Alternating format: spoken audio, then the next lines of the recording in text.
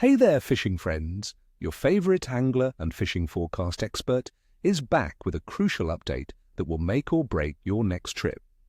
We're diving deep into the fishing forecast for the entire United States, covering the fascinating transitional period from October 27th to November 2nd, 2025.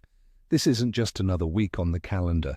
It's a critical window where fish are making big moves and feeding hard before winter truly sets in. And let me tell you, this week holds some fascinating surprises. You might think late fall means the bite is slowing down, but based on our latest data, some regions are set for an extended feeding frenzy, while others will demand a more strategic approach. Stick around, because by the end of this video, you'll know exactly why this week is special and how you can capitalize on every opportunity to land that trophy fish. This week, we've got fluctuating pressure systems, some unusually warm water temperatures in key areas, and a moon phase that promises to light up the bite. So let's get into it, because the fish aren't going to catch themselves. Now let's talk about the stars of our show, the fish you're most likely to encounter, and how to tackle them during this crucial late fall window. I've picked out 3 of my absolute favorites for you: largemouth bass, walleye, and crappie. Each of these species offers incredible opportunities this time of year, but they demand different tactics. First up, let's talk about our beloved largemouth bass. Friends, late fall bass fishing can be absolutely epic. Gone are the days of shallow, sloppy summer cover. As the water cools, these green giants are looking for deeper structure, but they're still willing to chase a meal. Where should you be looking? Based on typical fall patterns and the current water temperature trends, largemouth bass will be making their way towards reed beds in 6 to 8 feet of water, especially those located near deeper cabbage patches. Think about those transition zones where shallow cover meets deeper water like creek and river ledges. If a cold front pushes through, they'll hunker down deep, but after a day or two of stable or warmer conditions, they'll move back shallower to feed.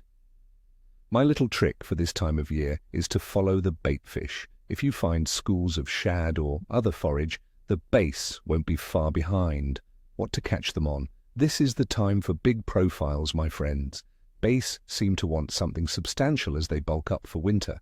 A swim jig tipped with a bulky rage craw or a large impulse paddle minnow trailer on a reed runner spinnerbait is tailor-made for fall largemouth. For a slower presentation, try a rubber-legged jungle jig with a bulky plastic, especially along those deep weed lines. Make sure your jig color contrasts with your trailer to really make it pop. If you're lucky enough to be fishing in water still above 55 degrees Fahrenheit, topwater lures like buzzbaits can still draw explosive strikes early in the mornings or late evenings. But as temperatures dip into the 50s, switch to lipless crankbaits, jerkbaits, spinnerbaits, and soft plastics. Remember, cover a lot of water until you find them. And once you do, hold on tight, because fall bass bite with a vengeance. Next, let's turn our attention to the elusive yet incredibly rewarding walleye. Walleyes in the fall can be a bit more challenging due to their varied habits, but when you crack the code, the rewards are immense. Their locations can really differ from lake to lake, so research your specific body of water.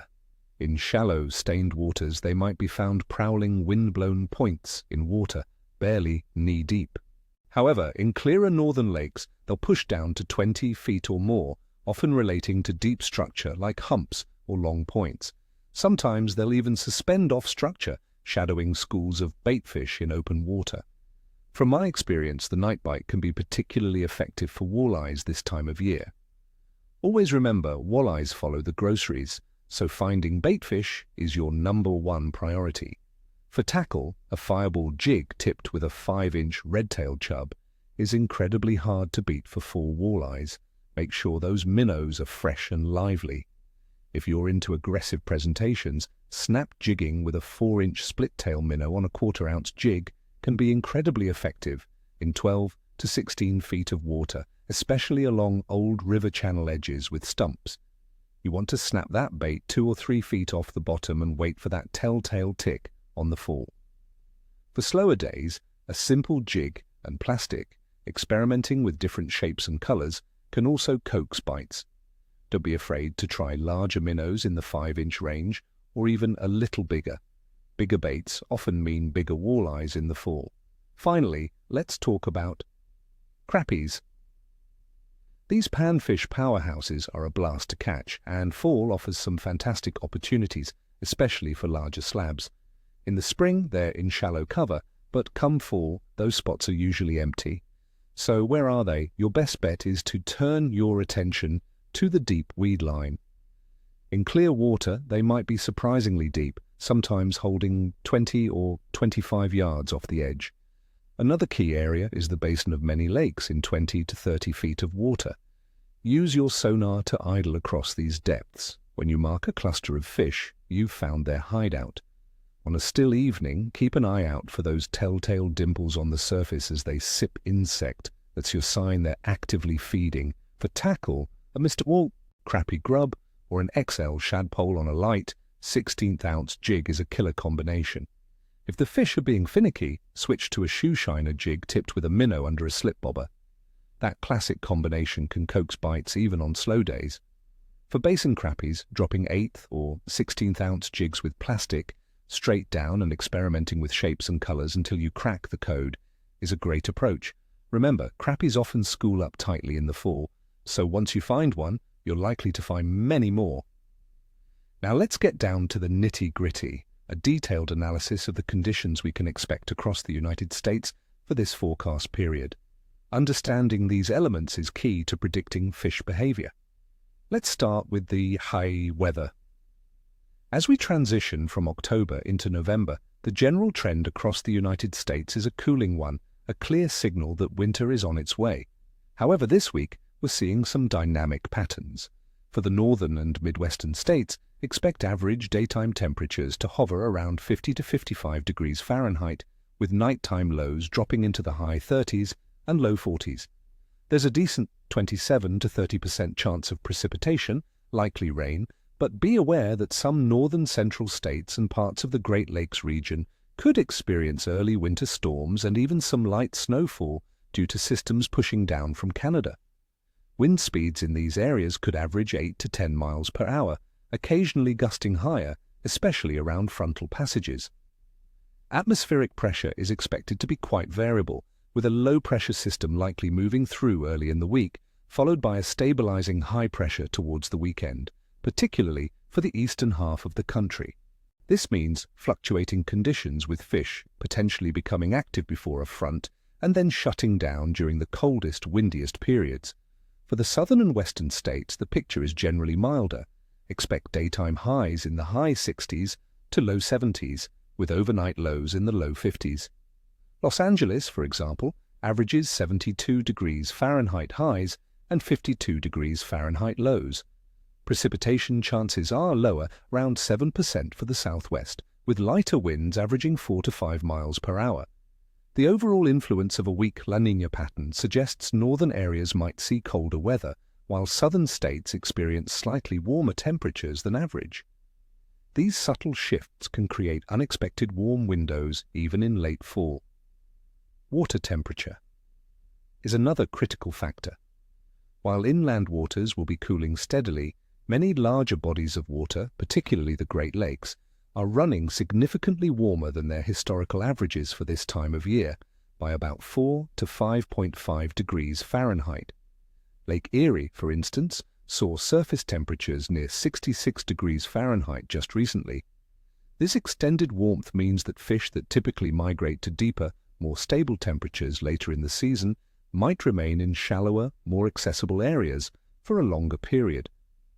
Coastal ocean temperatures in October range widely from around 57 degrees Fahrenheit in San Francisco to 83 degrees Fahrenheit in Miami. In general, falling water temperatures trigger the pre-winter feeding frenzy as fish need to bulk up. They become more aggressive when the water is cooling steadily but not experiencing sudden, sharp drops. Now let's look at the pay phases of the moon. For our forecast period, we're moving from a waxing crescent to a first quarter and then into a waxing gibbous. On October 27th, the moon will be a waxing crescent, about 29% illuminated. By October 29th, it will reach its first quarter phase, 50% illuminated. And as we head into November, specifically by November 2nd, the moon will be a waxing gibbous, continuing to grow brighter, approaching the full moon on November 5th. Many anglers swear by the moon's influence, and popular fishing lore often suggests that the period leading up to the first quarter, and then the waxing gibbous phase, can be very productive for fishing. The increasing illumination and gravitational pull are thought to stimulate fish activity, especially around dawn, dusk, and even into the night. So, while the moon phase isn't the only factor, it's certainly adding a positive influence to our forecast this week. Finally, the general activity of fish across the United States in late fall. This is prime time for many species. Fish are in a pre-winter feeding mode, aggressively trying to put on weight. This means they are often less finicky and more willing to chase larger baits. Predatory species like bass, walleye, and pike are particularly active. Panfish like crappies and perch will also be schooling up and feeding hard. Some species, like trout, start their spawning runs as water temperatures drop into the 40 to 50 degree Fahrenheit range, making them highly accessible in shallow areas. While a sudden cold snap can make fish temporarily sluggish, prolonged periods of stable, cool weather with gradually falling water temperatures are ideal for an aggressive bite. This week, with some warmer than average water temperatures lingering, we might see an extended period of this intense feeding behavior in certain regions, especially where baitfish are abundant. Keep your eyes peeled for active bait schools, as they will dictate where the game fish are. All right, friends, it's time for the moment of truth. My day-by-day bite forecast for the week ahead from October 27th to November 2nd, 2025. Remember, these are general predictions for the USA and local conditions can always vary, so stay informed and observe your specific fishing spots. Monday, October 27th. We kick off the week with a waxing crescent moon, about 5 days past the new moon. Expect a medium to good bite. We're likely to see a stable start to the week in many regions, but with the lingering possibility of a pressure drop in the northern states due to incoming weather fronts. This could make the bite a bit fickle in the early morning, but as the day progresses and the moon's illumination increases, fish should become more active, especially in the afternoon and evening. Tuesday, October 28th. The waxing crescent moon continues to grow, stimulating fish activity. I'm forecasting a good bite today. Conditions should be relatively stable for most of the country after any initial Monday fronts have passed or settled. Fish will be adjusting and actively seeking food. Focus on those transition zones and deep weed lines as the water continues its slow cooling trend.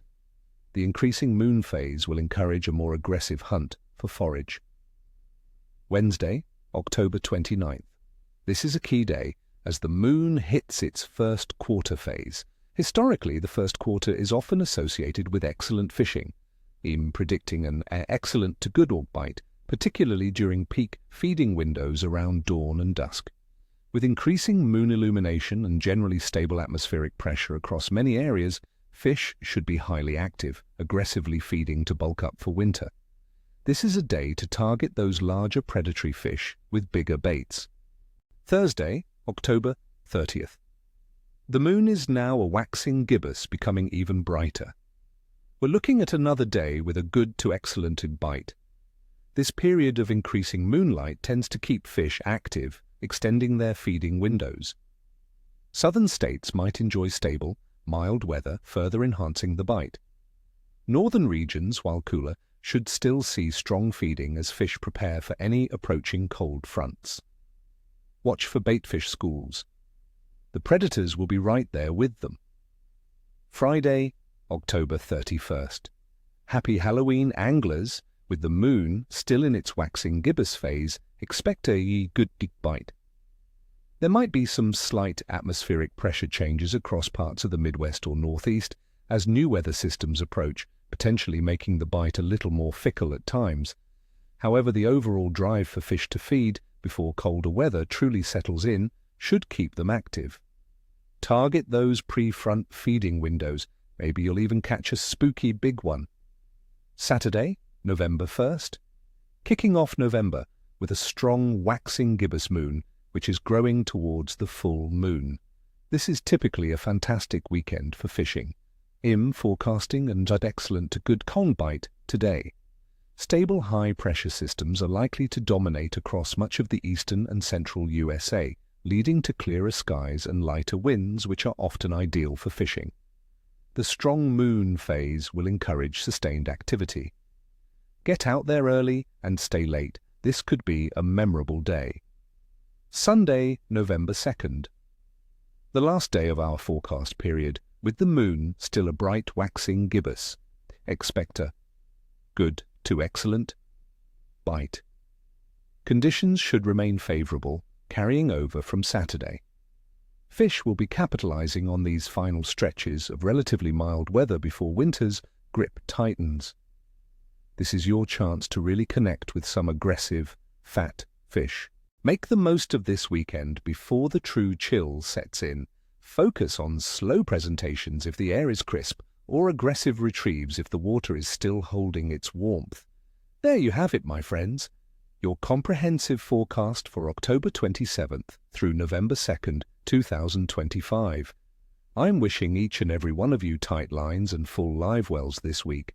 Remember, every day on the water is a good day, but with this forecast, you're armed with the knowledge to make it a great one. Don't forget to hit that like button if you found this helpful, subscribe to the channel for more expert fishing insights, and ring that notification bell so you never miss an update. And tell me in the comments below, what are your plans for this week? What species are you targeting? And what's your go-to late fall bait or lure? Share your secrets and your catches. Let's build this community together. Until next time, stay safe, stay warm, and I'll catch you on the water.